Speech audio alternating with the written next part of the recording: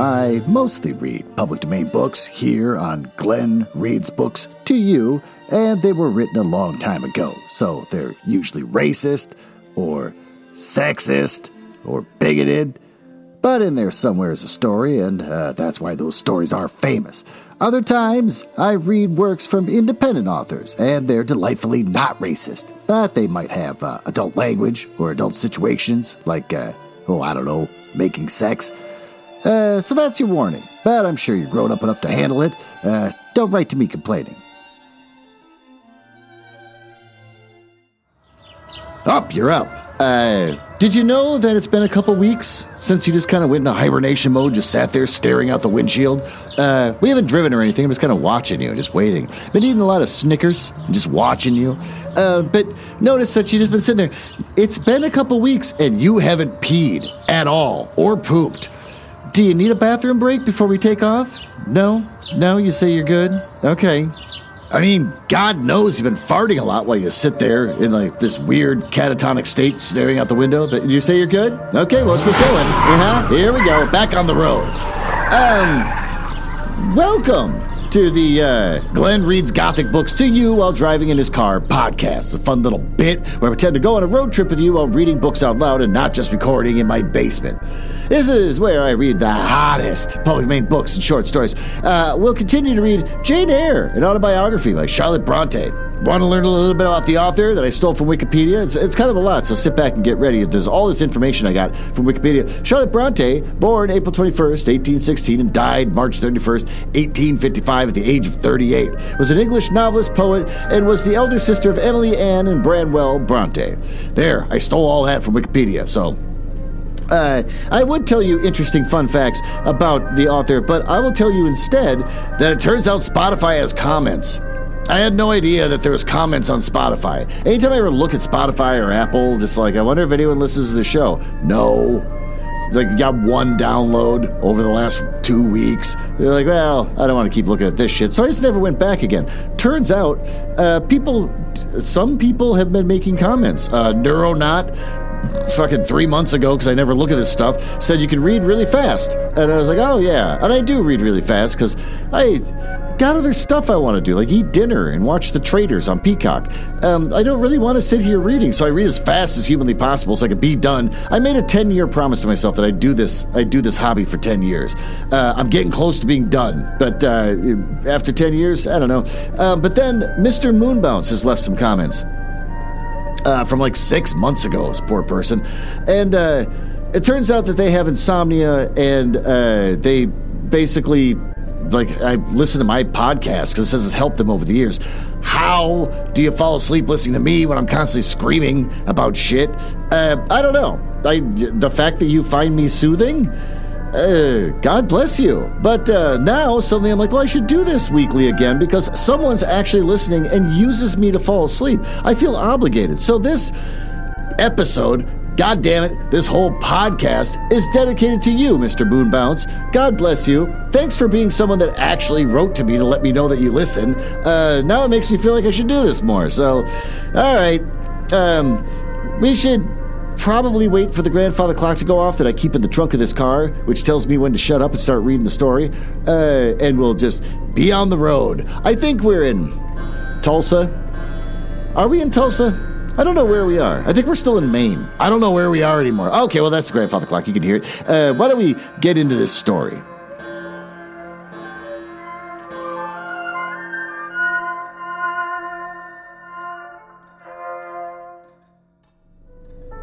Well, there you go. You get yourself all settled. You got a bag of chips, huh? You got a bag of chips? I see it. The chips are a couple weeks old because you've been zoning out for the last couple weeks, just farting. And I don't know what the hell you're doing. So I didn't want to. I thought, like, should I try to feed them while they're sitting there staring at nothing?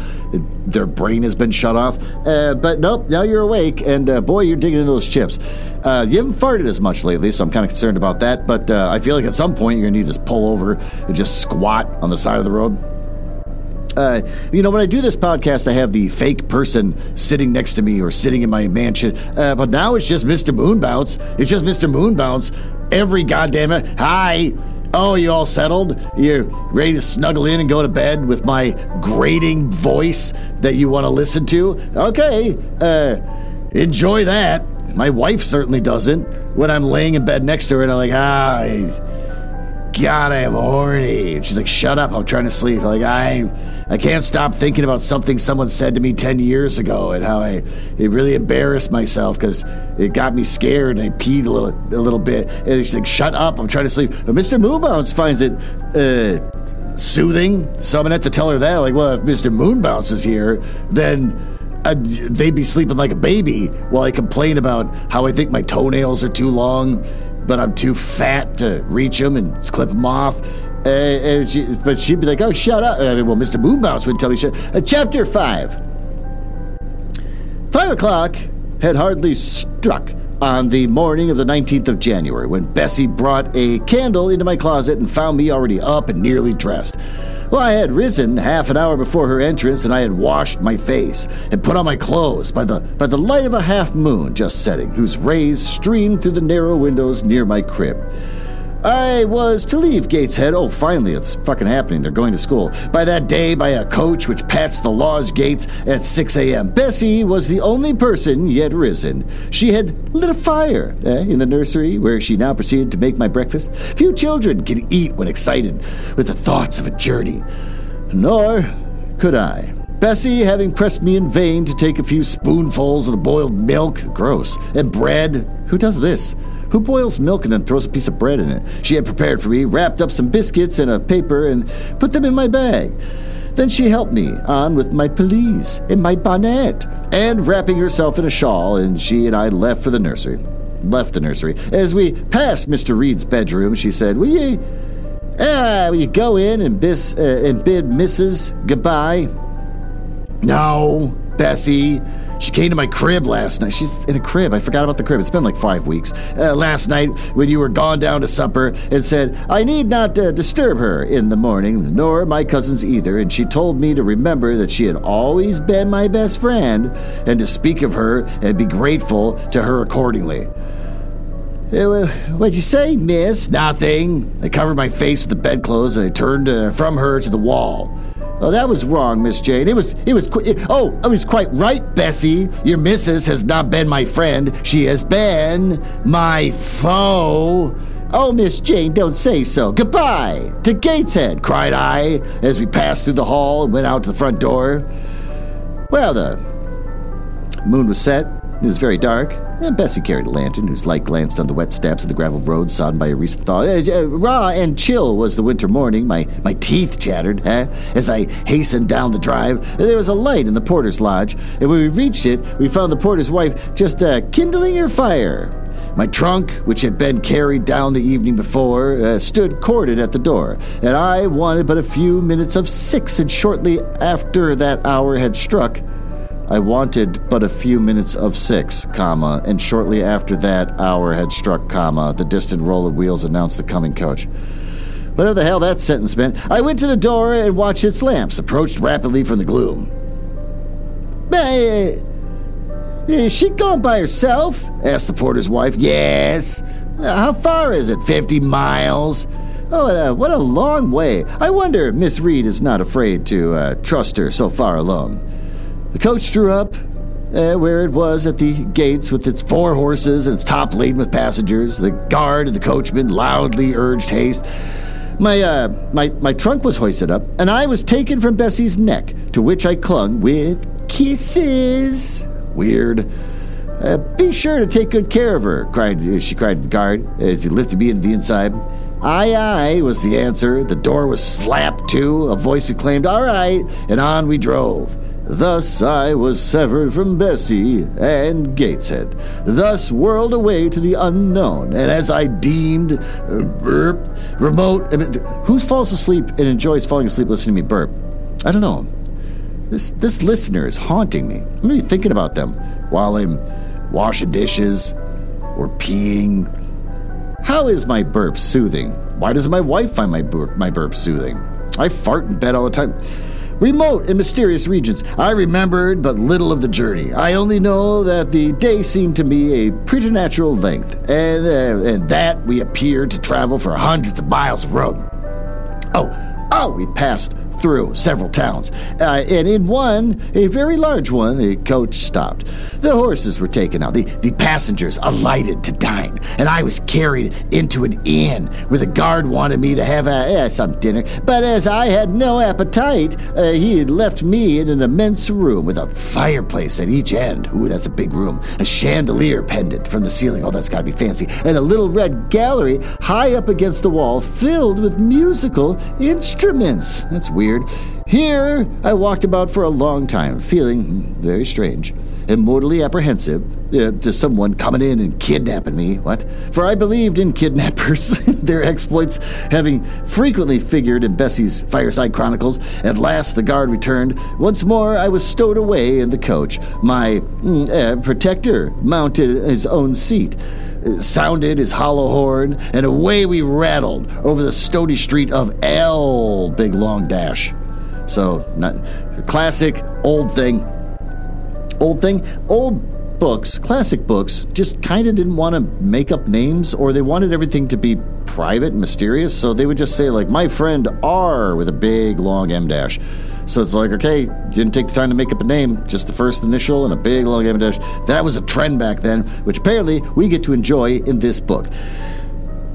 The afternoon came on wet and somewhat misty as it waned into dusk, and I began to feel that we were getting very far indeed from Gateshead. Also, who believes in kidnappers? It exists. It's a thing that happens. People get kidnapped around the world for different reasons, but it's to say, like, oh no, I believe in them, as if people don't believe in them. Maybe back then when this was written, the idea of kidnapping people was just like, I don't know. I've heard about that happening in the West Indies, but I don't even know if it's real. But apparently here it's like, no, I believe in them. I think the concept of kidnapping is a real thing to believe in. The afternoon came on wet and somewhat misty. As it waned into dusk, I began to feel that we were getting very far indeed from Gateshead. We creased to pass through towns, the country changed. Great gray hills heaved up around the horizon. As twilight deepened, we descended a valley, dark with wood, and long after night had overclouded with prospect, I heard a wild wind rushing amongst the trees. Lulled by the sound, I at last dropped asleep. I had not long slumbered when the sudden cessation of motion awoke me. The car door was open, and a person like a servant was... Oh, the hell was that? I didn't know cars made that noise. Is that normal? All right, we'll just keep going. Standing at it, and I saw her face and dress by the light of the lamps. Is there a little girl called Jane Eyre here? She asked. I answered, yes. And then there was lifted out, and my trunk was handed down, and the coach instantly drove away. I was stiff with long sitting and bewildered with the noise and motion of the coach. Gathering my faculties, I looked about me. Rain, wind, darkness filled the air. Nevertheless, I dimly discerned a wall before me and a door opened in it. Through this door I passed with my new guide. She shut and locked it behind her. There was now visible a house, or houses, for the building spread far, with many windows, and lights burning in some. And we went up a broad, pebbly path, splashing wet, and we were admitted at a door. Then the servant led me through a passage into a room with a fire, where she left me alone. I stood and warmed my numbed fingers over the blaze. Then I looked around, and there was no candle. But the uncertain light from the hearth showed by intervals papered walls, carpet, curtains, shiny mahogany furniture. And there's a parlor. Not so spacious or splendid as the drawing room at Gateshead. Oh, that was impressive. But comfortable enough.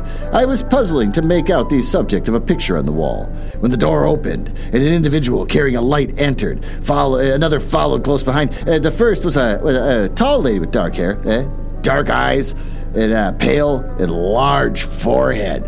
Her figure was partly enveloped in her shawl. Her countenance was grave, her bearing erect. The child is very young to be sent alone, said she, putting her candle down on the table. She considered me attentively for a minute or two, then further added, She had better be put to bed soon. She looks tired. Are you tired? She asked, placing her hand on my shoulder. A little, ma'am. Oh, what the hell? Again. I don't think cars make that noise. That's not normal. Well, it's still running. And hungry too, no doubt. Let her have some supper before she goes to bed, Miss Miller. Is this the first time you have left your parents to come to school, my little girl? And I explained to her that I had no parents. She inquired how long they had been dead, and then how old I was, and what was my name, and whether I could read, burp, write, and sew a little. And then she touched my cheek gently with her forefinger, weird, saying I hoped I should be a good child, and dismissed me along with Miss Miller. I've never taken my finger and just touched a kid's cheek. That's weird. The lady I had left might be about 29. The one who went with me appeared some years younger. The first impressed me by her voice, look, and air. Miss Miller was more ordinary, ruddy in complexion, though of a careworn countenance, hurried in gait and action, like one who had always had a multiplicity of tasks in mind. She looked, indeed, what I afterwards found she really was, an under-teacher.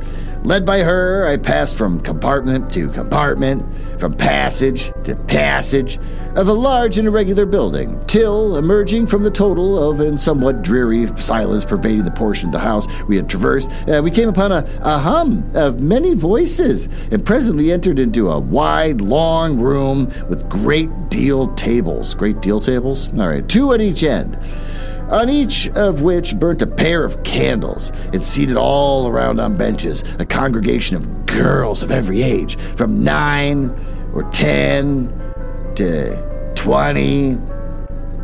Seen by the dim light of the dips, why is there there's like 9, 10, or 20-year-olds? What are the 20-year-olds doing there? Go get a job. Get out of here. Seen by the dim light of the dips, their number appeared to me countless.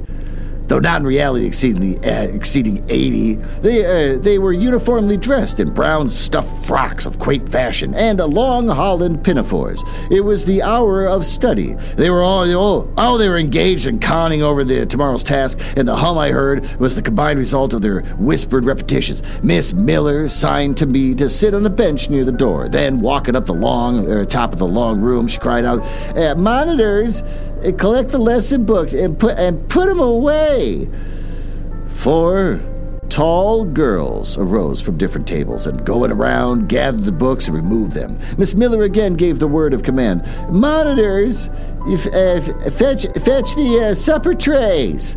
The tall girls went out and returned presently, each bearing a tray with portions of something.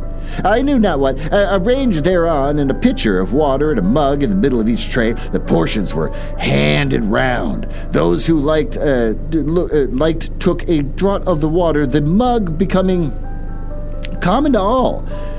When it came my turn, I drank, for I was thirsty, but did not touch the food, excitement and fatigue rendering me incapable of eating. I saw now, however, that it was a thin oaten cake, shared into fragments. Well, it's better than just hot milk with a piece of bread soaking in the middle of it. The meal over, prayers were read by Miss Miller, and the classes filed off, 2 and 2, upstairs.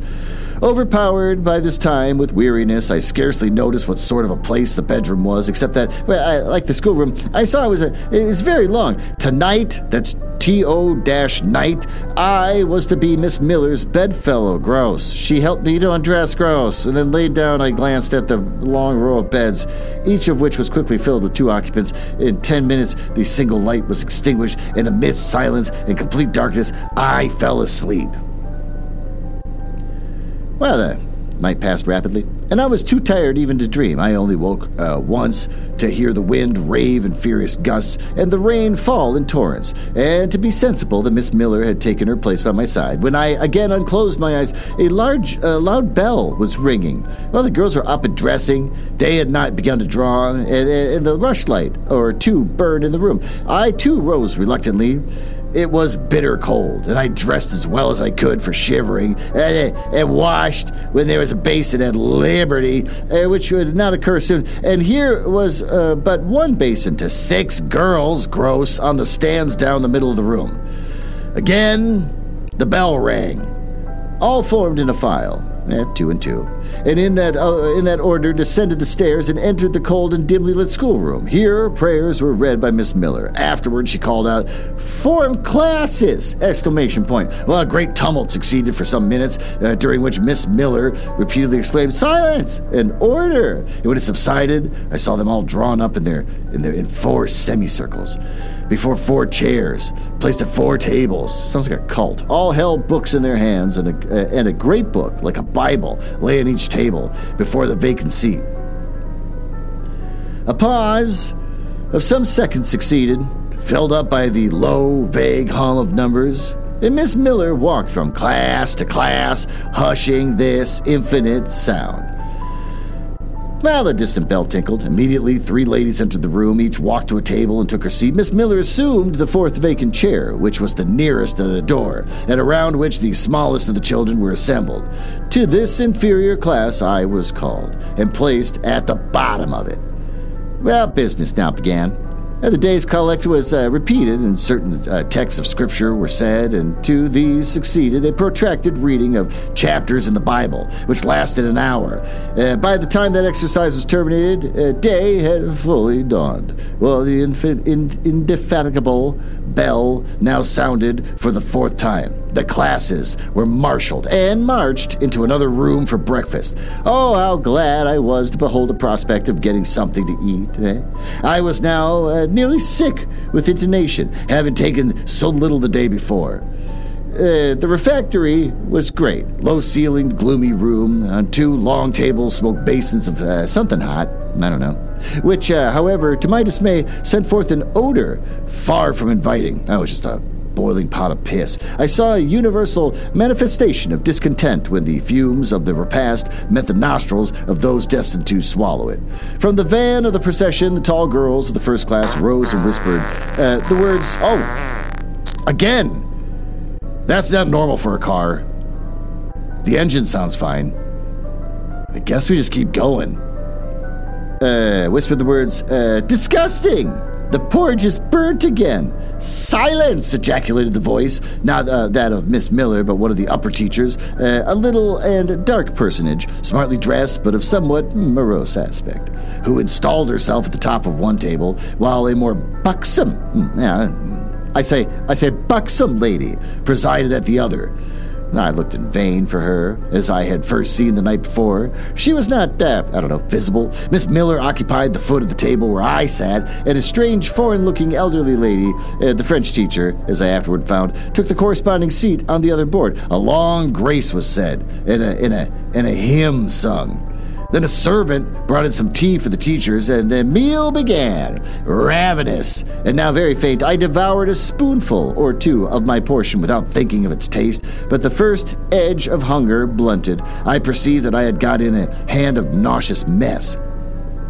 A burnt porridge is almost as bad as rotten potatoes. Famine itself soon sickens over it. The spoons were moved slowly, and I saw each girl taste her food and try to swallow it. But in most cases, the effort was soon relinquished. Breakfast was over. And none had breakfasted, thanks being returned for what we had not got, and a second hymn chanted in the refectory. It was evacuated for the schoolroom, and I was the last to go out. And in passing the tables, I saw one teacher take a basin, the porridge, and taste it. She looked at the others. All their countenances expressed displeasure, and one of them, the stout one, whispered, "Don't! Oh no! The car just died." Oh, God! That farting sound was actually the car slowly dying. Ah, Christ. All right, well, we've rolled to a stop. Why don't we take a minute for just let you go take a little piss break? I mean, you was sitting on it for weeks. I'm sure you got to use the bathroom. Why don't we go outside here? There we go. That's it. And then why don't, while you take a piss, I'm going to tell you about the latest upcoming books from Penguin Random House. It's all right. Take your time. Find the perfect place to pee. I'll turn my back. So there. Oh, okay. You're just going. How to Drive a Dragon Crazy by G.A. Aiken. Get it for paperback at $18.95. You want to learn about it? Sure. She's his fire starter. Well, some things never go away, like vile enemies, bad ale, and annoying kin. but I thought I was finished with the one dragon I'd have done anything for. Eva here, the blue, a big, gorgeous, blue-haired beast who thinks the world, you are going nuts over there. The world belongs to him. The world and apparently me. Oh, this is going to be some weird fetish shit about, like, a big beast is in love with you and dominating you. I've read this kind of crap before. I've read books about... man, it's been weeks. So if Ebihar wants to play the caring hero and travel into the most forsaken of God's forsaken lands to protect the one woman who doesn't need it, namely me, I'll let him. Because while I'm trying to fulfill a ridiculous quest for a pushy god, oh, it's not just a dragon, it's a god, I'm going to draw this overconfident warlord much too close. Oh my god. That's the darkest yellow I've ever seen. Rekindle his fires and enjoy every minute of this delicious defeat. Okay, well, that describes almost nothing. How to Drive a Dragon Crazy by G.A. Aiken, paperback, 1895, available on February 17th, 2026.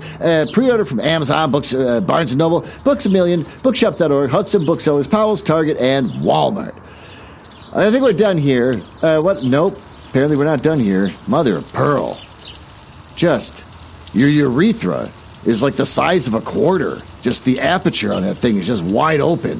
Why don't we get back in the car and try to figure out what the hell we're going to do.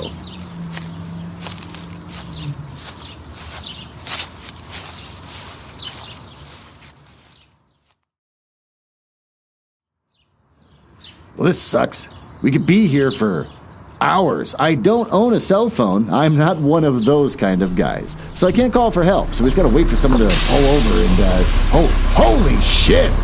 Oh my god, there's neon lights. What are the odds a party bus pulls up? Oh my, that's awesome. And they're stopping. They're stopping just for us. Hey! Oh, cool. Oh, hi. It looks like you're stuck. Oh yeah, you look like you have huge breasts. Thank you. Oh my cute. god, I'm cute. I don't look 70. Do you want a jello shot? Off of someone's chest? Yeah. Oh my god. Becky, grab the Kodak disposable camera. Oh, why? What are we doing? We're gonna take a group photo. Oh, that's so cute. Okay. Oh, she's quick, and she just took. That was quick. She took one. That's quick. We're stuck. Oh, yeah. Can you help us? And my little friend here, he's scared. Can we maybe get a ride with you guys? You sweet little things. Becky, Stacy, let's tie his junker to the back of our party bus. Look at those thighs. Get on the bus. Okay, we're getting on the bus. I'm doing a thing where I'm reading Jane Eyre. Would it be okay if I read Jane Eyre to you and all your gorgeous women on this party bus? Only if you can use the beer pong while you do it. Oh my god, I'm gonna take hits off the beer pong. All right, well, why don't you settle all your beautiful shapely butts down as I continue to read Jane Eyre to you. Oh wow, and here we go. Oh, the music gets louder as the bus starts moving. That's going to be a problem. Okay, well, none of you have any context for what we've been reading, but I'm sure you're just going to enjoy it anyways. You gorgeous young little things. Abominable stuff. How shameful. Can you guys... well, you told me you wanted me to read.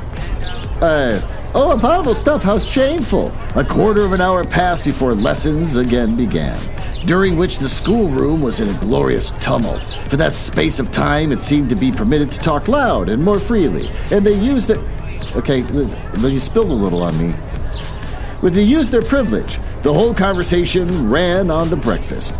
Burp, one which all abused roundly. Poor things, it was the sole consolation that they had. Miss Miller was now the only teacher in the room. A group of great girls standing about her spoke with serious and sullen gestures. I heard the name of Mr. Brocklehurst pronounced by some lips. Weird, that's a weird way of saying that. At which Miss Miller shook her head, disapprovingly. But she made no great effort to check the general wrath. Doubtless, she shared in it. A clock in the schoolroom struck 9. Miss Miller left her circle and, standing in the middle of the room, cried, "Silence! To your seats!" No, not you guys. It's the book. I'm reading the story. No, you can keep partying. Just try to keep it down a little bit. Discipline prevailed. In 5 minutes, the confused throng was resolved into order, and comparative silence quelled the Babel clamor of tongues. Babel, clamor, whatever. But it's a biblical thing. Nobody cares anymore. No one reads that thing. The upper teachers now punctually resumed their posts, but still all seemed to wait. Ranged on benches down the sides of the room, the 80 girls sat motionless and erect. A quaint assemblage they appeared, all plain locks combed from their faces. Not a curl is visible. In brown tresses, made high and surrounded by a narrow tucker about the throat, with the little pockets of Holland, shaped something like a Highlander's purse, tied in front of their frocks and destined to serve the purpose of the work bag. All too wearing woolen stockings and country-made shoes fastened with brass buckles. Above 22 of those clad in this costume were full-grown girls, or rather, young women. It suited them ill and gave an air of oddity even to the prettiest. But I was still looking at them, and also at intervals examining the teachers, none of whom precisely... ouch, you stepped on my... none of whom precisely pleased me, for the stout one was a little coarse, the dark one, not a little fierce, the foreigner harsh and grotesque, the Miss Miller, poor thing, looked purple, weather-beaten and overworked, when as my eye wandered from face to face, the whole school simultaneously rose, as if moved by a common spring. What was the matter? I had heard no order given. I was puzzled. Ere I gathered my wits, the classes were again seated, but as all eyes were now turned to one point, mine followed the general direction, and encountered the personage who had received me last night. Why, she stood at the bottom of the longer room of the hearth, and there was a fire at each end. She surveyed the 2 rows of girls silently and gravely. Miss Miller approaching, seeming to ask her a question, and having received her answer, went back to her place and said aloud, "Monitor of the first class, fetch the globes!" While the direction was being executed, the lady consulted moved slowly up the room. Oh, I suppose I have considerable origin of veneration, for I retained yet the sense of admiring awe with which my eyes traced her steps. Seen now in broad daylight, she looked tall, fair, and shapely. Brown eyes with a benignant light in their irises. Irids. Okay. And a fine penciling of long lashes, round, relieved the whiteness of her large front. On each of her temples, her hair, of a very dark brown, was clustered in round curls, according to the fashion of those times, when neither smooth bands nor long ringlets were in vogue. Her dress, also in the mode of the day, was a purple cloth, relieved by a sort of Spanish trimming of black velvet. A gold watch, well, watches were not so common than they are now, shone at her girdle. Let the reader add, to complete the picture, refined features, a complexion, if pale, clear, and stately air and carriage. And she will have... Are they talking about stately air and carriage? What does that mean? This is written a long time ago. Is that butt? Boobs? No, I'm not talking about you guys. I'm talking about the book. If you just listen, no one's listening. You told me to read this book. No one's listening. And he will have, at least, as clearly as words can give it, a correct idea of the exterior of Miss Temple, Maria Temple, as I afterwards saw the name written in the prayer book entrusted to me to carry to church.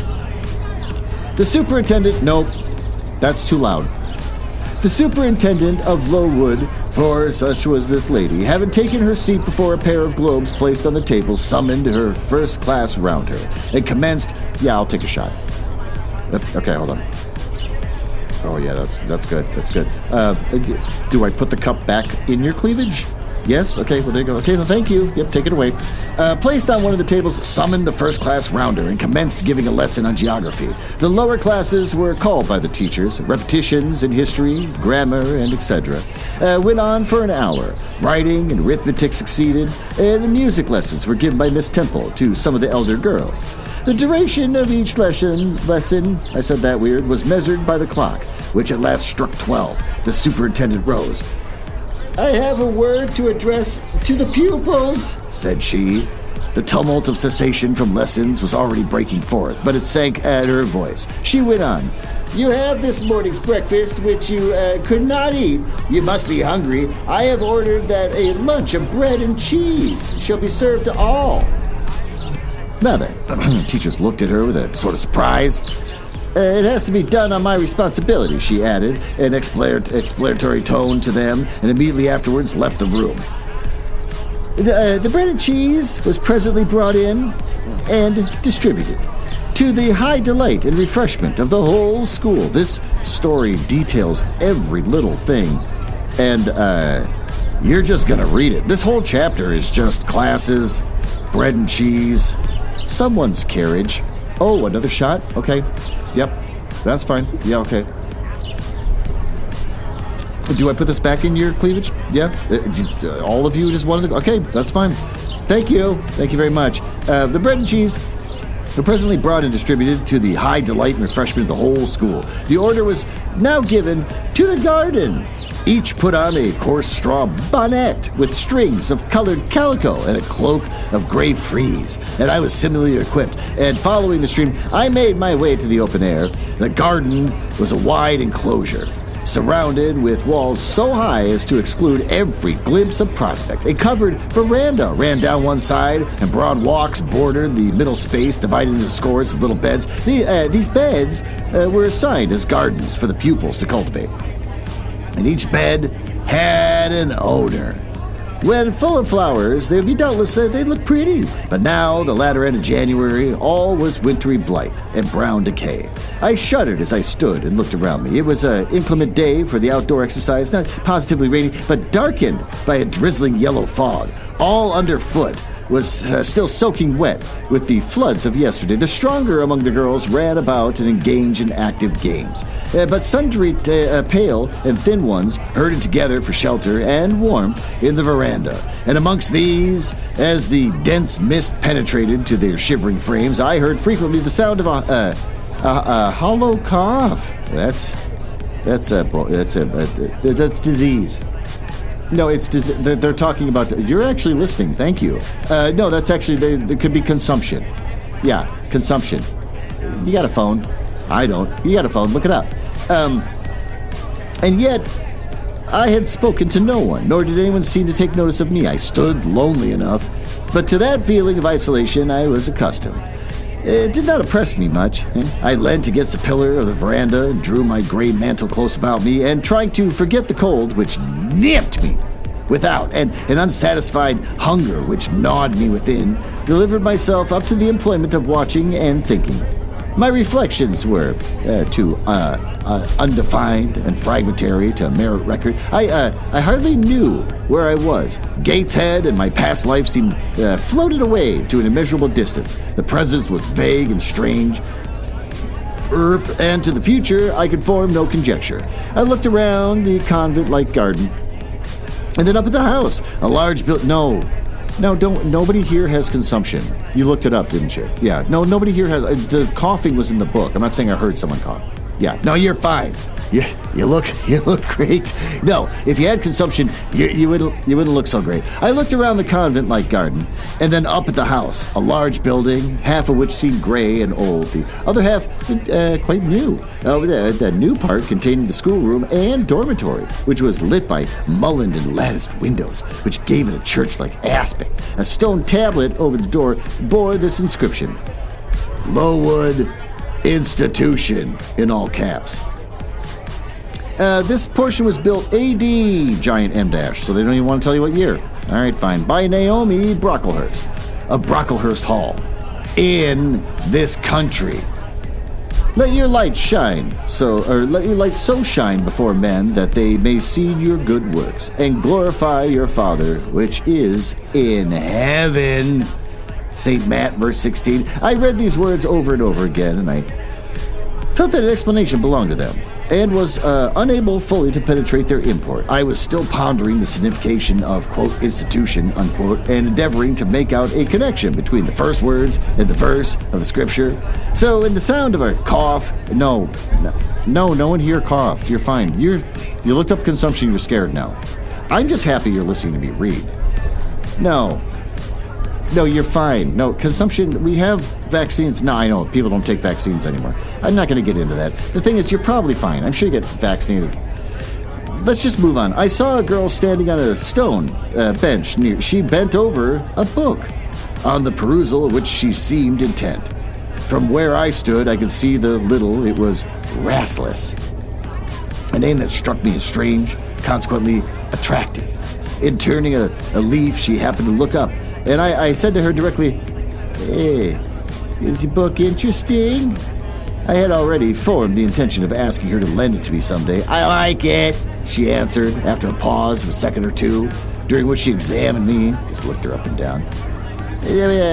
"What's it about?" I continued. I hardly know where I found the hardihood thus to open a conversation with a stranger. The step was contrary to my nature and habits, but I think her occupation touched a chord of sympathy somewhere, for I too liked reading. Though a frivolous and childish kind, I could not digest or comprehend the serious or substantial. You may look at it," replied the girl, offering me the book. I did so. A brief examination convinced me that the contents were less taking than the title. Rastless looked dull to my trifling taste. I saw nothing about fairies, nothing about genie. No bright varieties seemed spread over the closely printed pages. I returned it to her, and she received it quietly, and without saying anything, she was about to relapse into her former studious mood. Again, I ventured to disturb her. Can you tell me what the writing on that stone over the door means? What is Lowood Institution?" "The house where you are coming to live." "Why do they call it institution? Is it any way different from other schools?" "It's partly a charity school. You and I and all the rest of us are charity children. I suppose that you're an orphan, huh? Are not either of your father or mother dead?" "Well, they both died before I can remember." "Well, all the girls here have lost either one or both parents, and this is called an institution for educating orphans." Do we pay money? Or do they keep us for nothing?" "Oh, we pay. Or our friends pay, £15 a year for each." Why do they call us charity children?" "Because £15 is not enough for boarding and teaching. And the deficiency is supplied." Don't cry. Yes, orphans are sad. I'm just glad you're still listening. But no, you don't have to cry. Yes, orphans are... But they're not, unhappy. They're cared for. Who subscribes? Different benevolent-minded ladies, gentlemen in this neighborhood and in London. Who was Naomi Blocklehurst? The lady who built the new part of this house, as the tablet records, and whose son overlooks and directs everything here. Why? Because he is the treasurer and manager of the establishment. Then this house does not belong to that tall lady who wears a watch and who said that we were to have some bread and cheese. Oh, to Miss Temple? Oh, no. I wish it did. She has to answer to Mr. Brocklehurst for all she does. Mr. Brocklehurst buys all of our food and all of our clothes. Gross. Does he live here? They didn't say gross, I said gross. 2 miles off, at the large hall. Is he a good man? Well, he's a clergyman, and is said to do a great deal of good. Did you say that the tall lady was called Miss Temple? Yes. What are the other teachers called? The one with the red cheeks is called Miss Smith. I would like it if somebody says, oh, that guy over there with the red cheeks. She attends to work and cuts out. For we make our own clothes, our frocks and pelisses.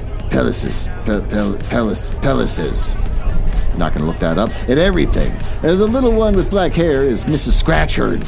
She teaches history and grammar. And here's the second-class repetitions. And the one who wears a shawl and has a pocket handkerchief tied to her side with a yellow ribbon, that's Mrs. Period. She comes from Lisle in France. And she teaches French. Do you like the teachers? Well enough. Do you like the black one, the Madam, I cannot pronounce her name as you do. Miss Scratchherd is hasty. You must take care not to offend her. Madam Perriot, whatever. Perot? No. Maybe it's Perot. Is not a bad sort of person. But Miss Temple is the best, isn't she? Oh, Miss Temple is very good and very clever. Oh, she's above the rest because she knows far more than they do. Have you been here long? 2 years. Are you an orphan? My mother's dead. Are you happy here? You ask rather too many questions. I have given you answers enough for the present. Now, I want to read. But at that moment, the summons sounded for dinner, and all re-entered the house. The odor which now filled the refectory was scarcely more appetizing than that which had been regaled our nostrils at breakfast. The dinner was served in 2 huge tin-plated vessels, whence rose a long stream of redolent. Okay, we'll look that one up. Apparently I can't pronounce it. Redolent. It's an adjective. Strongly reminiscent or suggestive of. All right. Of rancid fat. I found the mess to consist of indifferent potatoes and strange shreds of rusty meat mixed and cooked together. Of this preparation, a tolerably abundant plateful was apportioned to each pupil. I ate what I could and wondered within myself, what? Yeah, my ebook lets you look up words. An ebook. It's an electronic book. It's the same as a book, but it's just all in this little thing. Yeah, no, you click on a word and it'll tell you, no, don't come over here. Okay, yeah, no, you click on a word. You want me to look up the word rancid? Okay, rancid. It's an adjective of foods containing fat or oil, smelling or tasting unpleasant as a result of being old. Yep. Oh, you lost interest. Okay, and you're walking away. Can't make these people. I don't know how to please these people. After dinner, we immediately adjourned to the schoolroom. Lessons recommenced and we were continued till 5 o'clock. The only marked event of the afternoon was that I saw a girl with whom I had conversed in the veranda dismissed in disgrace by Miss Scratchard from a history class and sent to stand in the middle of the large schoolroom. The punishment seemed to me in a high degree ignominious, but especially for such for so great a girl, she looked 13 or upwards. I expected she would show signs of great distress and shame, but to my surprise, she neither wept nor blushed. Composed, though grave, she stood, the central mark of all eyes. How can she bear it so quietly, so firmly, I asked to myself. Were I in her place, it seems to me I should wish upon earth to open and swallow me up. She looks as if she were thinking of something beyond her punishment, beyond her situation, of something not round her, nor before her. I have heard of daydreams.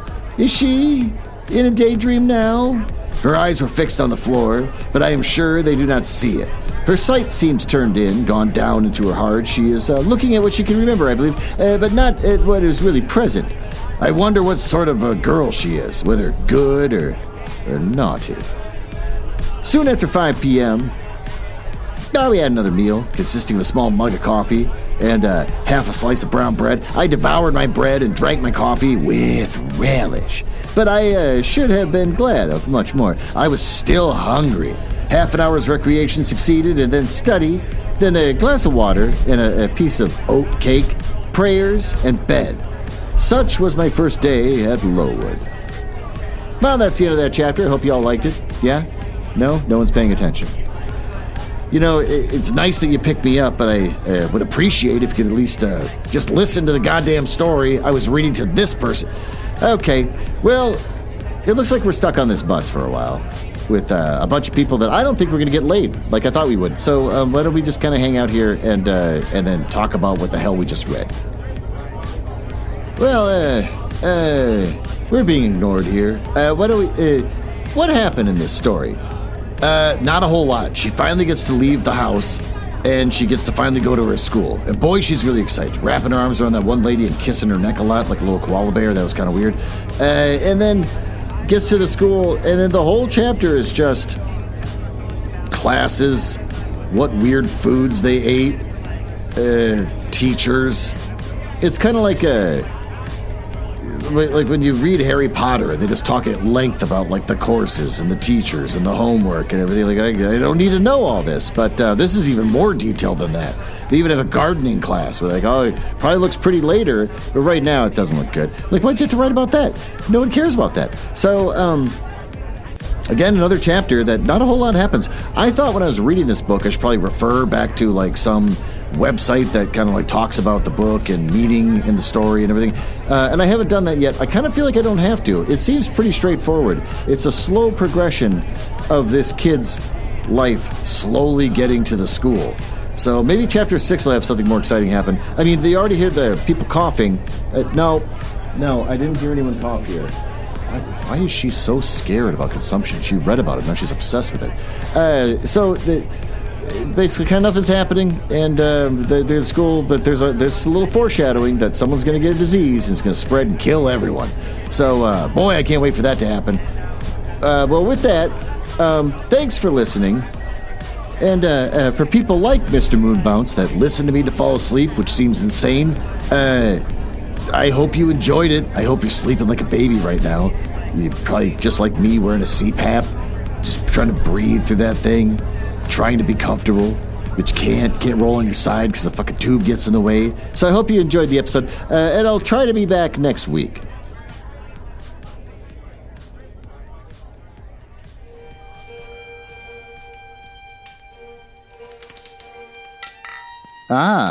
Well, it appears you found me in the part of the podcast I hate the most, where I tell you all about the places on the internet where you can find me. You can tell I hate this because of the sound effects making it sound like a stormy night in the drawing room of the damned. Now, are you cool? I like cool people. It's the reason why I got involved in this business to begin with, just to meet cool people, not losers. So if you're cool, feel free to go over to my website, nuzzlehouse.com. Don't bother looking for us on social media because we've given it all up after the election with how evil everyone is from Twitter and Instagram and Facebook. I shut it all down. But you can find us on Blue Sky, nuzzlehouse.bsky.com. I don't know. We got a Christmas album on our website, which we should do. Everyone should do when they get married, make a Christmas album. We got Just Stay in the Curious Mind, where we make paranormal smut, Masterpiece Auditorium review books, and Two Things, One Cup with Elton from Elton Reads a Book a Week. And since I think you might be cool, you can always just email me directly, glenn.nuzzles@gmail.com. But don't email if you're a nerdlinger or a dork. Now, back to business. I can't believe I drank all of them already. There's got to be one left.